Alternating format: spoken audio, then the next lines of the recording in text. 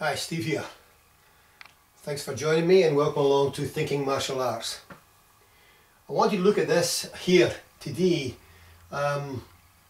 This is an interesting thing for when you're teaching yourself, for your own self-development, and also if you happen to be a coach. I instruct coaches, so I find this useful to assist the coach to make progress, and also to help the coach help others make progress. So it's quite a little, it's not necessarily from martial arts. I've seen it before in other areas when, during the course over the years when I've been reading different things, and I can't quite recall where I first saw it, so apologies to the first person who came up with it, because it's really good, it's very, very useful.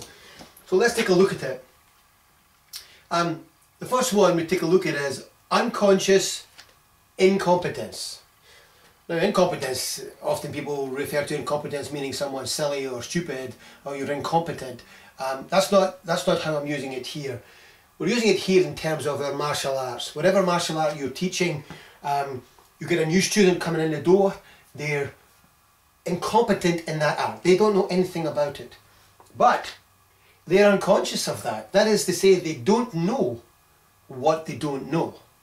So unaware of it, right? So the first time that they start training, they're starting to learn some things, they're starting to move towards a bit of understanding, and where you want to take them first of all is conscious incompetence. Why is this important? It's important because you'll never teach anybody, or they'll never get anywhere near their potential, if they don't accept that they don't know. I mean, many times I've seen people where you try to explain something to them and you tell them over and over and over and over, and it's not that they're not able to comprehend, it's just that they just go at it like a bull in a china shop, as it were, without settling back and accepting they don't know. What you want is someone who acknowledges, and hopefully quickly, their level of incompetence in this art, and they become aware of it, because then they become teachable. Then now you have someone that you can do something with, and someone who can do something for themselves. If you're not willing to acknowledge that you don't know, that's the whole idea of remaining a student. Even as an experienced coach, if you remain a student, you should be. I think to be a competent coach, you need to still retain that element of being a student, because things are changing, new innovative ideas and ways to do things, and also the way to interact with your student as well. The one size doesn't fit all. Some people respond better to this type of instruction than that. So you should still, as a coach, you should be learning, and as a student, you should be willing to acknowledge that you don't know. And I'm hoping that in the course of these little Thinking Martial Arts discussions, as you watch it, you'll realise I've had a lot of experience both as a student and as a coach. I have seen many of these things happen. I'm not talking about things that I'm guessing when I refer to students that I've worked with, because I've worked with a lot of people. So I'm telling you for a fact, when someone is consciously aware of their lack of knowledge and they want to learn, they have a desire to learn, you're off and running. You have an opportunity to give this person and really take this person to wherever they want to go within their own level of shall we say, potential, because not everybody can be everything. And I'll talk about that at another time as well. That's something I'm very strong about. So what happens next? We move to conscious competence. So now you know some stuff, and you know it. And also, when you're thinking about it, you can do it. Okay, so whatever it is, whether it's techniques on the ground or whether it's standing up, you know it. And when you're conscious about it and you're thinking about it, you can deliver it with competence. Now, unfortunately, for a lot of people, they kind of stagnate here a wee bit, and then they sort of jump back to being consciously incompetent about it or something else, and about something else, and they'll learn that to a level of competence, and then they'll become consciously aware of something else they don't know, and they'll learn that to a level of competence, and not take this jump from here to here. Unconscious competence, and one of the other little thinking martial arts videos, I talked about the high skill point, the pyramid of skill. And this is where your high skill points are going to lie, in unconscious competence, where you're doing it and you're not really having to think too much about it. The intent to do it delivers the result. Just like, I mean, I'm not much of a football player, I don't support it or follow it to any good extent, but I can see when someone has a high level of skill and they go past three, take the ball past three defenders and score, they're not consciously aware of, I went left first, then I went right, and then I done this, then I done that. They just have the intent to get through these people and score the goal. And so the trick from a martial arts perspective as an individual learning and as a coach teaching is to help people go from this to this. To first acknowledge that you need to get there. You need to be able to do this stuff without having too much thought. Because under a live situation, whether you had to, in a competition or a self-defense situation, you're not really going to have a lot of time to sort of analyse. In some competitions you can, sure, I take that in. Maybe from a self-defense situation, if you have time to acknowledge what's going on, you can get out of there. That's the best option. But when everything goes down in a competition or you're in the middle of it all, you need to be able to react and respond. And so then from a coach's perspective, we have to look at ways to develop skills and training methods to develop this.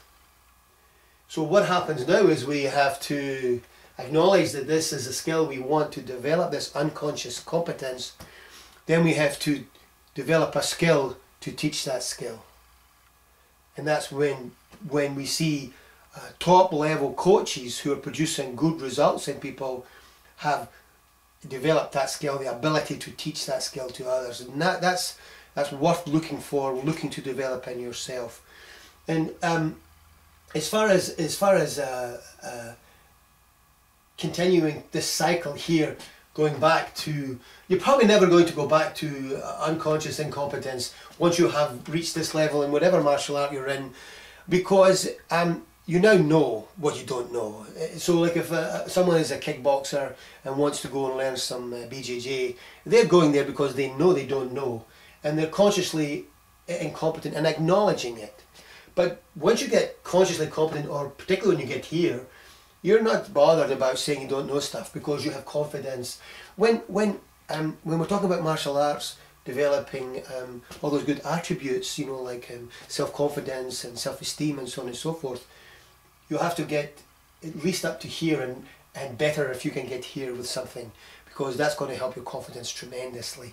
So this little, and by the way, you can go back, you can be able to go back here and do that loop as many times as you like, and go and learn something new, or even inside the system you're working, learn something new within that system. There's always plenty of things like BJJ or Kalai or MMA, and certainly in kickboxing as well. There are many things you can go back and start working on specific things, and it's ongoing interest for us.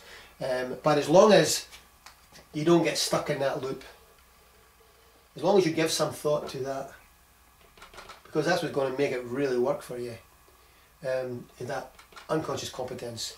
And when you're looking to develop that, you know, getting back to that thing about if you're climbing the ladder of success, make sure it's leaning against the right wall, because you don't want to become unconsciously competent at stuff that you didn't really want in the first place, because you never really thought about it enough. You know, what do you want from your training?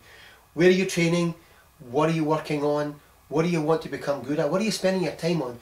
It doesn't make any difference what you're paying for your lessons. That's your business, and you know, most of the time it's nothing compared to the return you get on it. But what you're really paying for your lessons with is your time. That's where the real expense is. So you really need to think about this. You know, you're going to class, or you're putting your time in with lessons or whatever, however you're learning. You need to focus clearly on what is it that I want from this training, and make sure that you're moving towards that and you're getting a return on your investment, not so much of your money but of your time.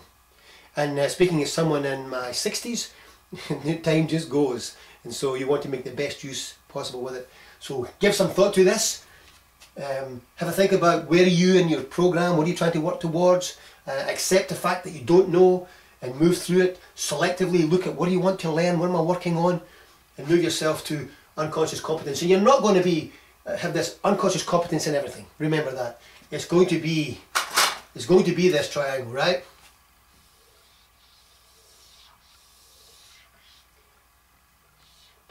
And that's going to fit in there. High skill point.